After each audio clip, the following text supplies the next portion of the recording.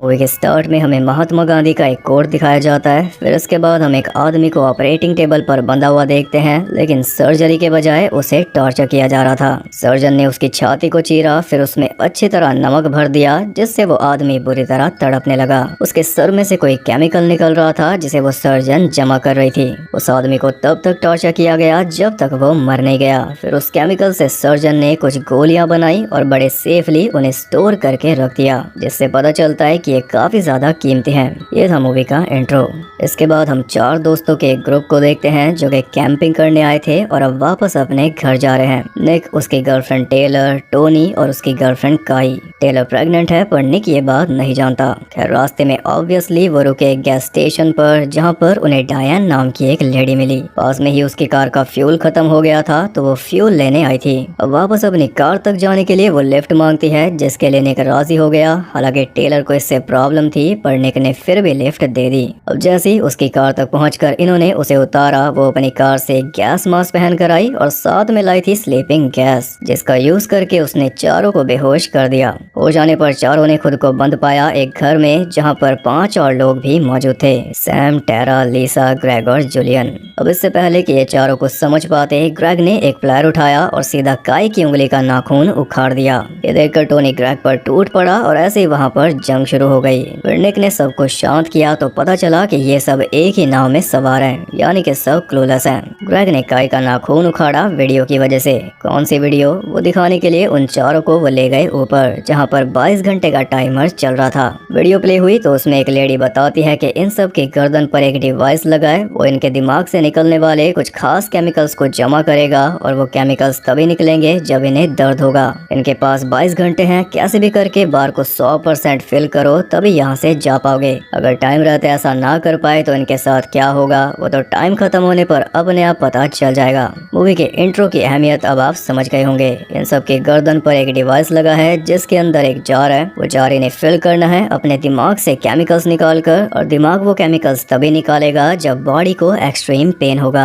यानी अब चाहे ये सब एक दूसरे से लड़े या मिलकर एक दूसरे को टॉर्चर करे या ग्रुप्स बनाकर आपस में भिड़ जाएं, इन्हें एक दूसरे को दर्द देना होगा, तभी इनके जार फिल होंगे और तभी ये यहाँ से निकल पाएंगे। फिर उस केमिकल की गोलियां बनेंगी, आपको पता ही है। और आपको बता दूं कि वो केमिकल्स हैं एड्रेनालिन, डोपामिन और ऑक्सीटोसिन। घर से निकलने का और कोई रास्ता नहीं है, ये ट्राई करके देख चुके। घर पूरी तरह सील्ड है। वीडियो में जो बोला गया है वो इन्हें करना ही होगा। सबने वोटिंग की तो साफ हो गया कि इन्हें टॉर्चर वाले रास्ते पर ही जाना होगा, लेकिन जूलियन सहमत नहीं था। वो ग्रेग को ब्लेम कर रहा था कि तेरी वजह से हम यहाँ पर फंस गए, यानी कि ये दोनों एक दूसरे को जानते हैं। जूलियन बुरी तरह पैनिक कर चुका था, क्योंकि उसे कोई टॉर्चर ना तो करना है और ना ही वो सहेगा। तो वो खुद ही उस डिवाइस को अपनी गर्दन में से निकालने लगा और इस बीच उसे दर्द भी हो रहा था, जिस वजह से बार भी आगे बढ़ रहा था। पर जैसे ही उसने डिवाइस को खींच कर अलग किया, वो उसी वक्त मारा गया और जो बार आगे बढ़ा था वो फिर से पीछे आ गया, क्योंकि इसका केमिकल सारा वेस्ट हो गया। लेकिन वो जीरो पर नहीं गया, क्योंकि कुछ हिस्सा इसमें काई का है। जब उसका नाखून निकाला गया था तब यह बार थोड़ा ऊपर गया होगा,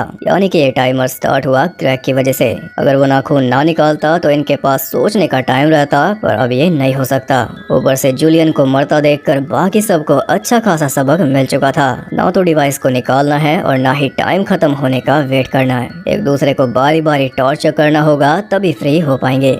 अब टेरा बोलती है कि तुम सब आदमी आपस में देख लो, लेडीज को रहने दो। तो ग्रेग बोलता है कि ये नहीं होने वाला, कोई मेल फीमेल नहीं है, सब इक्वल है। अब सवाल ये उठा कि पहले टॉर्चर कौन होगा। ग्रेग इसके लिए राजी हो गया, क्योंकि उसे जल्द से जल्द वहाँ से निकलकर अपने बेटे के पास जाना था। सबने बारी बारी उसे पीटना शुरू किया और लगातार 1 घंटे तक पीटते रहे, जिससे मीटर 7.5% तक पहुँच गया। लेकिन ये इनफ नहीं था। एक तो इसमें टाइम बहुत ज्यादा लगा, ऊपर से वो सब थक चुके थे। उन्हें एक इजी वे चाहिए था, जो थे वहाँ पर रखे टूल्स। टाइम बचेगा, एनर्जी बचेगी और दर्द भी ज्यादा होगा। पर ग्रेग को अब एहसास हुआ कि सबसे पहला नंबर लेकर उसने गलती कर दी, क्योंकि सबसे ज्यादा नाइंसाफी उसी के साथ होगी, सारे एक्सपेरिमेंट्स उसी के ऊपर होंगे। इसके अलावा सैम एक और तरीका सजेस्ट करता है कि ये सारे केमिकल्स ब्रेन सेक्स या ऑर्गेज्म के टाइम पे रिलीज करता है, और ये बात एकदम सच है। तो अगर कोई इजी तरीका है तो यही है, लेकिन टेरा ने इसे एकदम नकार दिया, जबकि 2 कपल्स इनके बीच में मौजूद हैं। टेरा ने सोचा कि सैम मौके पर चौका मारना चाहता है, जो कि हो भी सकता है, लेकिन कपल्स भी तो हैं। खैर टेरा के मना करने पर सब ने ये बात नकार दी,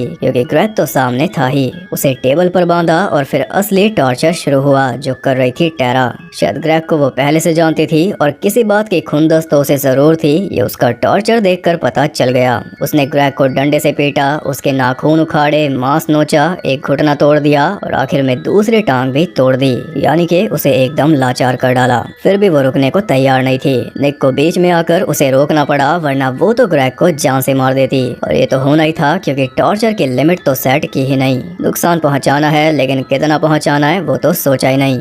अब ग्रेग दोनों पैरों से लाचार हो चुका है, तो वो इन्हीं के ऊपर बोझ बनेगा। और अगर सबका यही हाल हो गया तो फिर जीत कर भी क्या फायदा, ये बाहर कैसे निकलेंगे। टेरा बोल रही थी कि टॉर्चर करना था तो मैंने कर दिया, इसमें मेरी क्या गलती। और ये बोल रही थी कि लेडीज को रहने दो, जबकि इंसानियत वाला हाल भी इसका खराब है। पर शायद जोश जोश में ये भूल गई कि अभी इसकी बारी भी आएगी। ग्रेग तो बेहोश हो चुका था, तो सबसे पहले उसे थोड़ा पैचअप किया। और ग्रेग की ये हालत करने के बाद टेरा बोल रही थी कि हमें कुछ करना ही नहीं चाहिए, आराम से बैठो, जब टाइम पूरा होगा तो कोई ना कोई तो यहाँ पर आएगा, तब हम बचकर निकल सकते हैं। लेकिन शायद इसने ध्यान नहीं दिया कि इसकी गर्दन पर एक डिवाइस है। टाइम पूरा होने पर कोई भी यहाँ नहीं आने वाला। जो कोई भी ये सब कर रहा है वो बस एक बटन दबाएगा और इन सब के डिवाइसेस ही इन्हें मार देंगे। इतना हाईटेक काम तो यहाँ पर चल ही रहा है। जिंदा रहना है तो प्लान के मुताबिक ही आगे बढ़ना होगा। अब फिर से वही सवाल उठा के अगला कौन। सबका मन तो कह रहा था टेरा, लेकिन ये अनफेयर हो जाता। सब टेरा की तरह थोड़ी ना है। इसके लिए काई ने किचन में जाकर एक प्लेट फोड़ी, फिर उस प्लेट के टुकड़ों पर अपनी नाखून निकली उंगली से नंबर्स लिखे। फिर सबने एक एक पीस उठाया और कुछ इस तरह सबकी बारी सेट हो गई। सबसे आखिरी और सबसे लंबा पीस उठाया सैम ने, जिसपे ऑब्वियसली एक लिखा था। ये तो कॉमन सेंस है कि सबसे लंबे पीस पे एक ही लिखा होगा, इसलिए किसी ने उठाया नहीं। निक का नंबर था सेकंड, टेलर का फोर्थ, टोनी का सिक्स्थ, काई का सबसे लास्ट, जो कि ऑब्वियस है क्योंकि उसी ने नंबर लिखे तो उसे पता ही था कि 7 कौन से पीस पे है। वो पीस भी सबसे हटके है। लीजा का नंबर है थर्ड और टेरा का फिफ्थ। सबसे पहले सैम की बारी आई और इस बार एक रूल भी सेट कर दिया गया कि कोई भी अनैतिक टॉर्चर नहीं करेगा, यानी हाथ पैर नहीं तोड़ेगा, आंख नहीं फोड़ेगा, फेस को नुकसान नहीं पहुंचाएगा। ये सब बेसिक चीजें जो सिर्फ टेरा को नहीं पता। इसके अलावा एक लिमिट भी सेट कर दी कि हर पर्सन के अंदर से 6% निकाला जाएगा, यानी कि बस इतना ही टॉर्चर किया जाएगा जिससे बार 6% आगे बढ़ जाए। सबका नंबर लगने के बाद इन्हें एक एक बारी और लेनी होगी, यानी टॉर्चर का सेकंड राउंड भी होगा, तभी बार पूरी तरह फिल हो पाएगा। इस तरीके से हर एक पर्सन को ब्रेक भी मिल जाएगा, जो कि ग्रेग को नहीं मिला। फिर सैम अपनी बारी के लिए रेडी हो रहा था तो उसकी बॉडी पर और भी कई सारी चोटों के निशान हम देख पाए। उसके पेट पर गर्मा गर्म आयरन रखी, जिससे ऑलमोस्ट काम पूरा हो चुका था, बस थोड़ा सा रह गया था। तो उसने खुद बोला कि नाखून उखाड़ दो। निक ने 2 नाखून उखाड़ दिए और उसकी बारी पूरी हो गई। ना वो चीखा ना चिल्लाया। ये देखकर बाकी सबको भी हिम्मत मिली। वैसे भी सारी अकल अभी तक यही दे रहा था, वरना ये सब तो आपस में ही लड़कर मर जाते।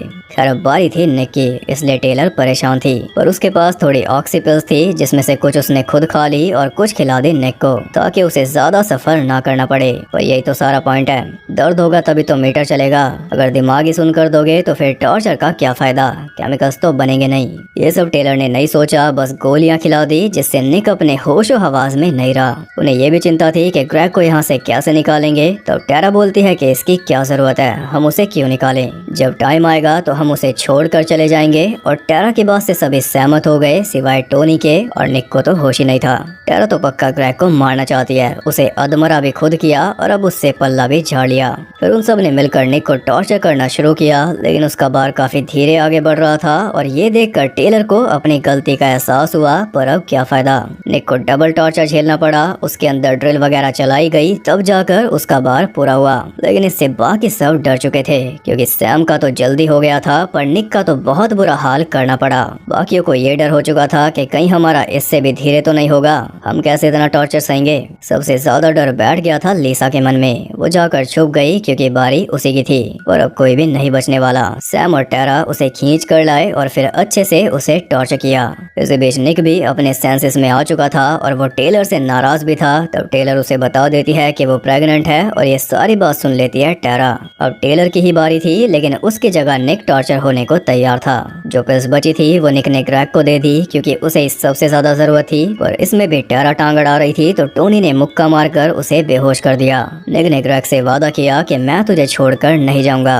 अब निक दोबारा टॉर्चर होने के लिए तैयार था, जबकि हालत उसकी पहले से खराब थी, इसलिए टोनी और काई बीच में आ गए। वो दोनों टेलर का साथ देंगे, यानी कि तीनों एक साथ खौलते हुए पानी में अपने हाथ डालेंगे, तीनों का 6% होने तक। तीनों रेडी थे, लेकिन एंड टाइम पर काई पीछे हट गई, पर टोनी और टेलर अपना पार्ट करते रहे। एक बार करने के बाद उन्होंने वही हाथ दोबारा अंदर डाले और तभी वहाँ पर आ गई टेरा। उसने एक चाकू से टोनी को स्टैब कर दिया, जिस वजह से वो सारा खौलता हुआ पानी टोनी के ऊपर गिर गया और इससे मीटर काफी आगे बढ़ गया होगा। लेकिन टेरा के इरादे कुछ और थे। वो टोनी को जान से मारना चाहती थी। वो तो सही टाइम पर निक ने आकर उसे काबू कर लिया। इस सब के बाद बार पहुंच चुका था 48% के पास और टाइम बचा था 5.5 घंटे। पर मेन बात यह है कि अब बारी थी टेरा की, जिसे तारे दिखाने के लिए हर कोई तैयार बैठा था। अब बात 6% से काफी आगे जाएगी। सबने वोटिंग कर ली। जो तब से टेरा खुद कर रही थी, अब वही अपने साथ होता देखकर वो बौखला गई। उसने एक टूल लिया और काई के गले को चीर डाला, जिससे काई मारी गई और उसका केमिकल वेस्ट होने से मीटर नीचे आ गया होगा।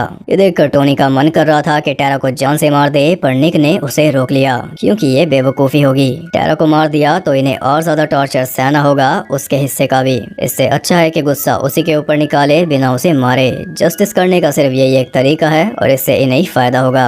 टोनी इसके लिए मान गया, लेकिन एक शर्त पर कि टॉर्चर वो करेगा। एक रेंच से उसने टेरा का गला डैमेज किया, फिर एक ग्रेटर से उसकी खाल को कद्दूकस किया और ये सब ऐसे चलता रहा जब तक वो बेहोश नहीं हो गई। तब तक मीटर जा चुका था 85% के पास, पर टाइम भी अब बचा नहीं। सिर्फ 1 घंटा है बार को फुल करने के लिए। बचे हुए 5 डिसाइड करते हैं कि वो सब अपनी कॉलर बोन्स तोड़ेंगे। उससे इतना दर्द होगा कि और कुछ करना ही नहीं पड़ेगा, मीटर फुल हो जाएगा। टोनी ने रेंच लिया और एक एक करके सबकी कॉलर बोन तोड़ दी, पर टेलर की बारी पे वो रुक गया। तब निक ने टोनी की तोड़ी, जिससे मीटर फुल हो गया। अब एक नई वीडियो प्ले हुई जिसमें वो लेडी बता रही थी कि तुम सब जीत गए। अब ऊपर वाले रूम में जाओ, वहाँ पर एक रिट्रैक्टर है जो तुम्हारे डिवाइस में से केमिकल वाली वाइल को निकाल देगा और तुम यहाँ से निकल जाओगे। ये सुनकर उन सबको राहत मिली। सब एक एक करके अपने वाइल्स निकलवाते रहे और साथ वाला दरवाजा उन्हें बाहर भेजता रहा। लीसा, सैम और टेरा तो निकल गए। काई की बॉडी को भी निकाल दिया, जिसके बाद निकला टोनी। पर निकलते ही टोनी चिल्लाने लगा, जिससे निक को शक हुआ। टोनी के पीछे वो भी चला गया और जाते ही उसने देखा कि सभी के सभी मर रहे थे क्योंकि उन्हें मार रहा था सैम। टोनी को स्टैब करके वो एक रूम में भाग गया। इधर टेलर ग्रेग को निकालने में लगी थी, तब ग्रेग उसे बताता है कि उसने इस कल्ट के बारे में सुना था जो इंसानों को टॉर्चर करके पिल्स बनाती है और एक पिल जाती है $12,000 की। प्राइस ग्रेग को इसलिए पता है क्योंकि वो खुद ये पिल्स बेचता है। बस ग्रेग ने कभी इस बात पे यकीन नहीं किया कि ये पिल्स ऐसे बनती हैं, क्योंकि ये रियल लगता ही नहीं। पर कहीं ना कहीं ये भी इस रैकेट का पार्ट है। अब टेलर चाहती तो नहीं थी, फिर भी उसे बाहर निकाल रही थी, लेकिन बीच में ही उसने दम तोड़ दिया, यानी कि उसका केमिकल वेस्ट हो गया और मीटर आ गया नीचे 89% पर। इसका मतलब कि टेलर यहीं पर फंस गई। अब इसे खुद मीटर को फिल करना होगा, वरना ये भी यहीं पर मर जाएगी, वो भी 18 मिनट्स के अंदर। इसकी किस्मत अच्छी है कि टाइम अभी बचा है। वो जल्दी से खुद को टॉर्चर करने में लग गई। अपने जले हुए हाथ पर ब्लीच डाली, उसे दरवाजों में भींचा, अपनी कमर जलाई, उसी हाथ में कील ठोकी, तब जाकर मीटर फुल हुआ। अब उसकी निकलने की बारी थी, लेकिन सैम ऐसा होने नहीं देगा। उसने अपना डिवाइस तो निकाल लिया था और जैसे निक उसके पास पहुंचा, उसने एक बटन दबाया, जिससे डिवाइस के पीछे लगी पॉइजन एक्टिवेट हो गई। उससे निक, टोनी और टेलर तीनों को असर हो रहा था। वो धीरे धीरे मर रहे थे। इसी बीच सैम निक के पास बैठकर उसे बताता है कि ये उसका 5वीं बार है, यानी कि 5वां ग्रुप है जिनके बीच में उसने खेल खेला। आपको याद होगा कि यही सारे आइडियाज दे रहा था। इसी की वजह से वोटिंग हुई थी। यही स्मूथली सब कुछ चला रहा था और ये कोई मालिक नहीं है, बल्कि सिर्फ एक नौकर है। जिस बीच वो ये सब बता रहा था, निक अपनी तैयारी कर रहा था। वो एक स्क्रू ड्राइवर साथ लेकर आया था, जिससे अटैक करके उसने सैम को जान से मार डाला। फिर वहाँ पड़ी दवाई ली, जिससे उसकी जान बच गई। इसके बाद टोनी को भी वो दवाई दी, लेकिन गोली निकलने से पहले ही वो मर गया। टेलर भी बाहर आने की पूरी कोशिश कर रही थी, लेकिन वो आ नहीं पाई। तब एक बोल्ट कटर से लॉक तोड़कर निक उस बिल्डिंग से बाहर निकल गया। फिर हम आते हैं कुछ टाइम आगे, जब निक एक डाइनर में बैठा था, उसी गैस स्टेशन के सामने,